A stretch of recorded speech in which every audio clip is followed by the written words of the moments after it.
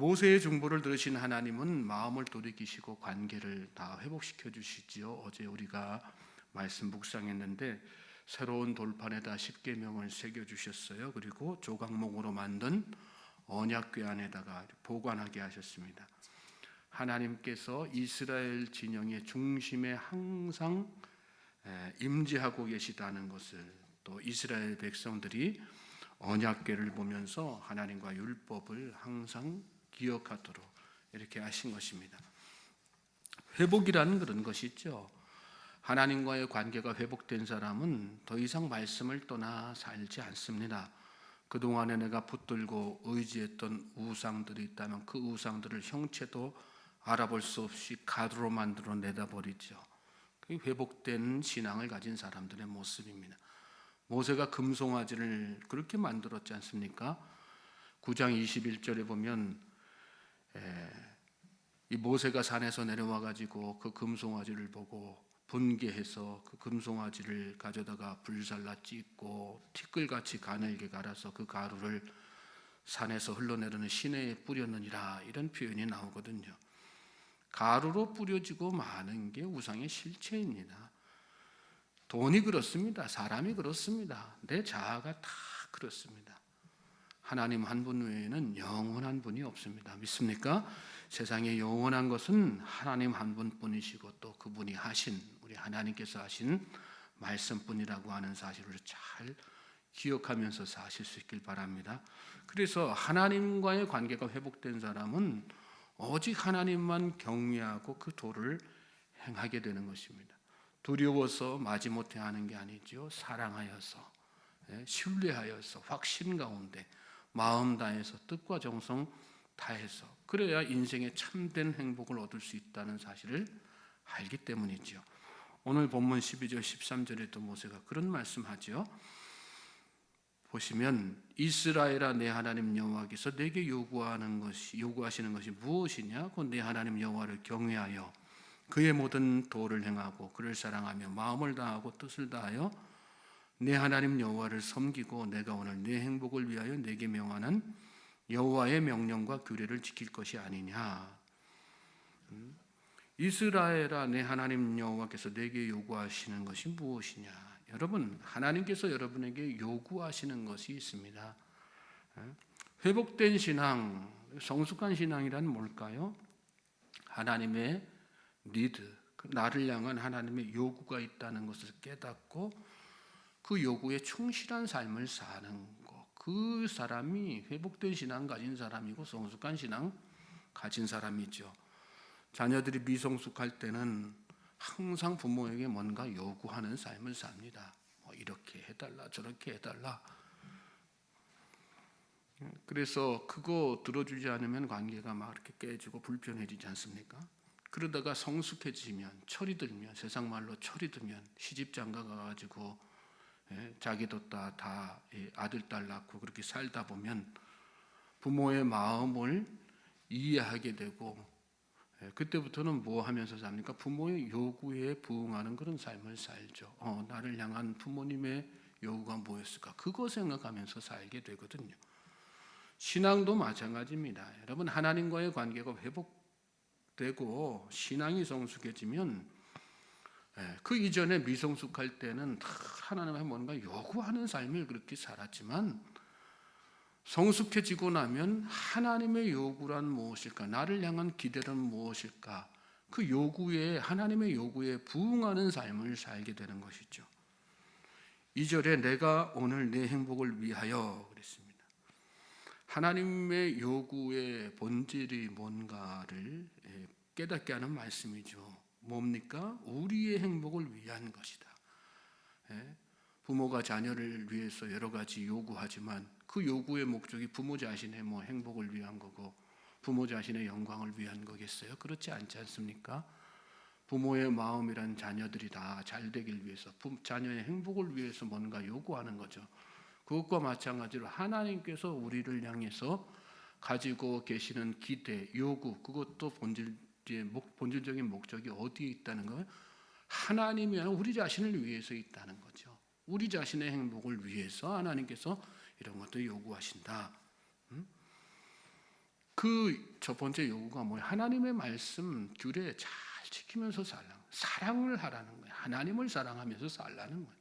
하나님 사랑하면서 그 사랑하는 마음으로 하나님께서 말씀하신 거 잘 지키면서 살라. 왜 하나님의 명령과 규례를 지켜야 되는 거예요? 거기에 참된 행복이 있기 때문에 그렇습니다. 그러니까 기도하면서도 우리는 하나님 우리 축복해 주세요. 그거 할 필요 없어요. 사실은 하나님께서 우리에게 필요한 것들 다 알고 계시거든요. 그럼에도 불구하고 하나님 다른 대답 안 하시지 않습니까? 너 그거 필요해? 그 참된 행복이 너에게 필요하냐? 그냥 내 말씀을 잘 지켜. 내가 하는 율법 규례 잘 지키고 살아라. 너 우상 사랑하지 말고 나 사랑하면서 살아라. 그러면 된다. 하나님께서 우리의 필요를 다 알고 계시기 때문에 그 필요를 채워주신다는 것을 전제로 하시는 그 말씀이거든요. 우리를 행복하게 하시기 위해서 하나님은 하나님을 사랑하라 말씀하시고 또 그 사랑하는 마음으로 율법과 규례를 지켜 행하라 말씀하신다는 사실을 잘 깨닫고 그 기대에 그 요구에 부응하는 삶을 살 수 있는 저와 여러분 될 수 있길 바랍니다. 14절 15절 보십시오. 하늘과 모든 하늘과 땅과 그 위의 만물은 본래 내 하나님 여호와께 속한 것이로되 여호와께서 오직 내 조상들을 기뻐하시고 그들을 사랑하사 그들의 후손인 너희를 만민 중에서 택하셨음이 오늘과 같으니라. 하늘과 땅의 모든 만물이 하나님께 속해 있지만 그 중에서 특별히 이스라엘 백성들 택하신 이유는 그들로 하여금 행복을 누리도록 하시기 위해서라는 말씀이죠. 하나님의 요구에 또 부응하는 삶을 살도록 하시기 위해서라는 그런 말씀이에요. 이 말씀이 저와 여러분을 향한 하나님의 말씀이라는 것을 잘 깨달으실 수 있길 바랍니다. 16절에 그러므로 너희는 마음에 할 일을 행하고 다시는 목을 곧게 하지 말라 이런 말씀했어요. 겸손하며 감사하며 살라는 거죠. 택하여 주셨음에 감사하고 하나님의 요구에 부응하도록 하나님과의 관계를 다 회복시켜 주셨음에 감사하라, 겸손하라. 이게 다 우리의 행복을 위한 것이다. 너희들의 행복을 위한 것이다. 그거 깨닫고 하나님 앞에 늘 겸손한 마음으로 감사하며 살라는 그런 말씀이죠. 계속해서 말씀을 보시면 17절로 19절에 너희 하나님 여호와는 신 가운데 신이시며 주 가운데 주시요 크고 능하시며 두려우신 하나님이시라. 사람을 외모로 보지 아니하시며 뇌물을 받지 아니하시고 고아와 과부를 위하여 정의를 행하시며 나그네를 향하여 사랑하여 그에게 떡과 옷을 주시나니 너희는 나그네를 사랑하라. 전에 너희도 애굽 땅에서 나그네 되었습니다. 크고 두려우신 하나님, 사람을 외모로 보지 아니하시는 하나님, 우리의 중심을 보시는 분이 하나님이시라는 생각을 가지고 마음과 뜻과 정성 다해서 겸손한 마음으로 감사하는 마음으로 저 입술로만 감사합니다 하는 것이 아니라 저 마음속에서 우러나오는 그 감사로 하나님 앞에 감사하며 사실 수 있는 저와 여러분 될 수 있길 바랍니다. 하나님 우리의 중심을 다 보십니다. 그 입술의 감사가 진짜인지 아닌지 다 보시죠.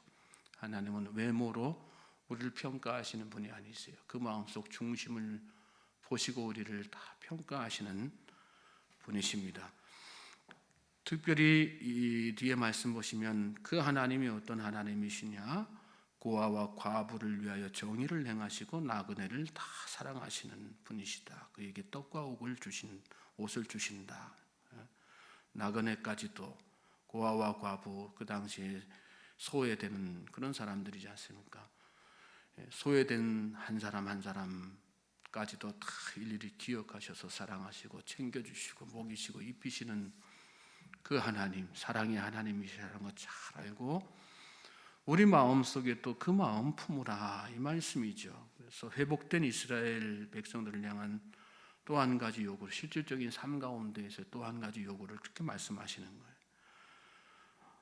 내가 그들을 사랑하는, 내가 너희를 사랑하는 것처럼 너희 그 과부나 고아 또 나그네 또한 내가 그 마음 가지고 동일하게 사랑한다. 그러므로 너희도 그 마음 가지고 나와의 관계가 회복되었다면 그 마음 가지고 그들을 사랑하면서 살라.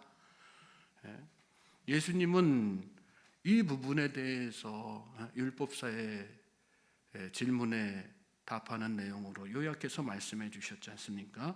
율법 중에서 어느 계명이 큽니까? 율법사가 찾아와 가지고 그렇게 예수님에게 질문하니까 내 마음 다하고 목숨 다하고 뜻을 다하여 주 너의 하나님을 사랑하라. 이것이 크고 첫째 되는 계명이다. 또한 둘째도 그와 같다. 똑같다. 내 이웃을 내 자신같이 사랑하라. 이것이 온 율법과 선지자의 강령이다. 이렇게 말씀하셨지 않습니까?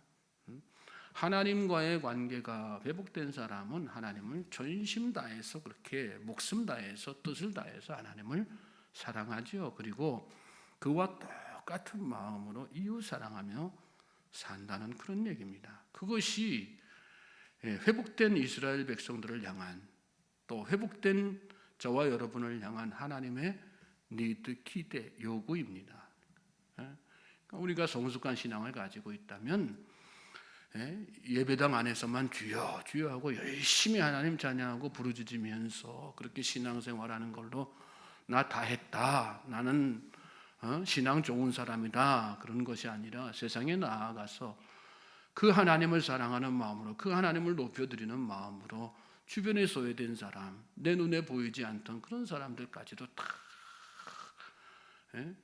한 사람 한 사람 하나님 대하듯이 사랑하는 마음으로 높여주고 또 섬기고 그런 삶을 살아야 되는 것이죠. 그게 하나님의 기대고 기대에 부응하는 신앙인의 모습인 것입니다. 저는 저와 여러분에게 그런 은혜와 은총이 차고 넘치는 이 복된 날 되시기를 주님의 이름으로 소망하고 축복합니다. 20절로 21절 말씀 보세요. 내 하나님 여호와를 경외하여 그를 섬기며 그에게 의지하고 그의 이름으로 맹세하라. 그는 내 찬송이시요 내 하나님이시라. 내 눈으로 보니 이같이 크고 두려운 일을 너를 위하여 행하셨느니라. 애굽에 내려간 내 조상들이 겨우 70인이었으나 이제는 내 하나님 여호와께서 너를 하늘의 별같이 많게 하셨느니라. 그렇게 하나님의 기대에 부응하는 삶 가운데 하나님께서 내려주시는 축복에 대해서 다시 한번 강조하는 그런 말씀이죠. 애굽에 내려간 내 조상들이 겨우 70인이었으나 이제는 내 하나님 여호와께서 너를 하늘의 별같이 많게 하셨느니라. 저는 저와 여러분의 가정도 이러한 축복받길 원합니다. 뭐 하면 되는 것입니까? 하나님의 기대에 부응하는, 요구에 부응하는 회복된 신앙으로, 성숙한 신앙으로 하나님의 그 기대에 부응하는 삶을 살려고 노력하고 애쓰면 그 마음의 중심을, 우리가 연약하고 부족해서 다 할 수는 없겠지요. 그러나 우리 마음속 중심을 외모로 보고 판단하시는 것이 아니라 우리 마음속 중심을 보고 판단하시는 하나님께서 우리의 그 마음 중심을 보시고 놀라운 축복을 베풀어 주시는 것입니다. 오늘 하루가 저와 여러분에게 이런 축복된 날 될 수 있기를 다시 한번 주님의 이름으로 소망하고 축복합니다.